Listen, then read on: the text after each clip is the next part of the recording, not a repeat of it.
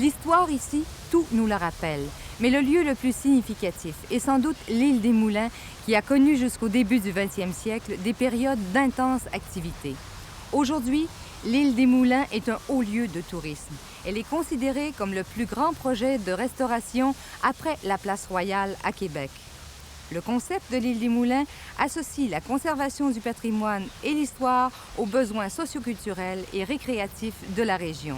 André Fontaine nous invite à visiter le site. André Fontaine, on est sur le site de l'île des Moulins, un site qui remonte à quand? C'est un site qui existe depuis 1673. Par contre, les bâtiments qu'on y retrouve, il y en a 5 au total, eux ont tous été construits au 19e siècle.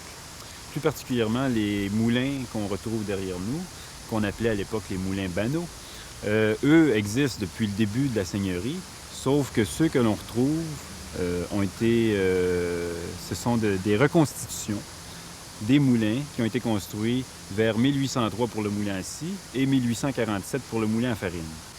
Les seigneurs devaient construire des moulins, c'était leur devoir. Absolument, c'était un devoir pour les seigneurs, c'était un de leurs devoirs de construire ces fameux moulins qui permettaient justement le développement de la seigneurie à cette époque. Aujourd'hui, on n'a pas reconstitué, on n'a fait qu'une reconstitution volumétrique des moulins. On n'a pas reconstitué tous les mécanismes de ces moulins-là parce que ça coûtait peut-être un peu trop cher. Et en même temps, on a fait un choix, on a répondu à un besoin d'équipement culturel pour la municipalité de Terrebonne puisqu'on en a fait la bibliothèque municipale. Cette bibliothèque-là est fréquentée par environ 75 % de la population de Terrebonne maintenant, ce qui veut dire environ 200 000 prêts de livres par année. De ces 200 000 prêts, il y en a environ la moitié qui sont faits par des enfants. D'ailleurs, un des étages de la bibliothèque a été consacré entièrement aux enfants.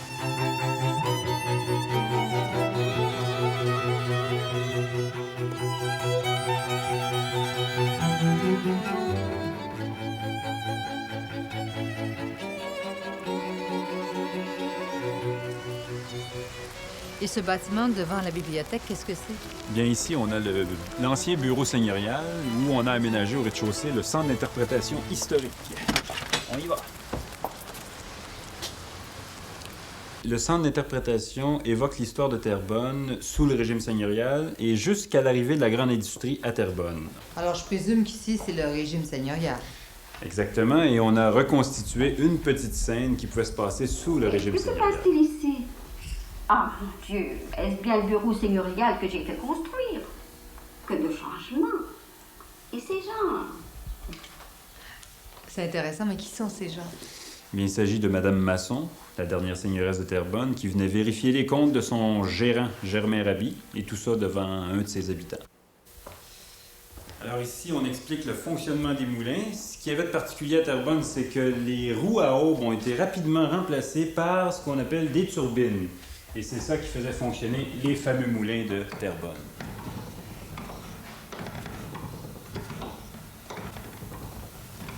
Alors ici, il est question, dans cette dernière salle, du début de la période industrielle à Terrebonne.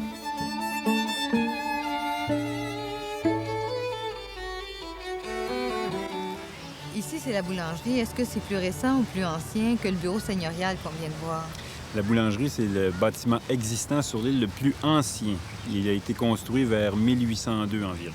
Est-ce qu'il va être rénové? Oui, exactement. C'est le dernier à être rénové.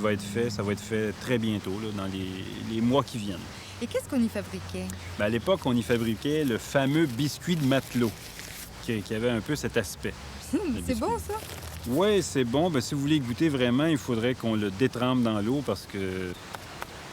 C'est trop dur. C'est dur. J'aimerais que vous me présentiez le dernier bâtiment. C'est le Moulin Neuf, ça, hein? Oui, le Moulin Neuf. Le Moulin Neuf, on l'appelle ainsi parce que c'est un moulin à carder et à fouler la laine qui a remplacé l'ancien moulin à carder et à fouler la laine qui était construit un peu plus en amont sur l'île. Et maintenant, il sert à quoi? Maintenant, il sert de centre culturel, mais pendant la période touristique, on y présente des expositions thématiques. Également, sous le moulin, depuis maintenant 2 ans, on présente un spectacle de théâtre historique qui raconte l'histoire des derniers seigneurs de Terrebonne. Monsieur Masson partit donc passer l'hiver en Écosse. Mais cette fois-ci, il était extrêmement anxieux de revenir car il avait bien hâte de voir fonctionner ces nouvelles turbines.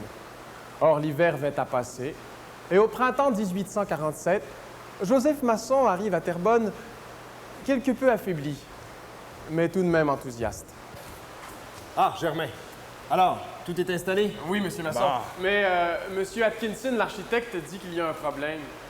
Il dit qu'il faudrait rabaisser la turbine d'un pied. Comment ça se fait? Mais c'est parce que, Les voyez-vous... ingénieurs de New York n'ont pas fait leur travail. Oui, Monsieur Masson. J'ai engagé ces gens-là exprès. Je sais, Faut que monsieur- j'aille voir ça moi-même. Monsieur Masson, vous allez pas vous mettre à l'eau aujourd'hui. Monsieur Masson, l'eau est beaucoup trop froide.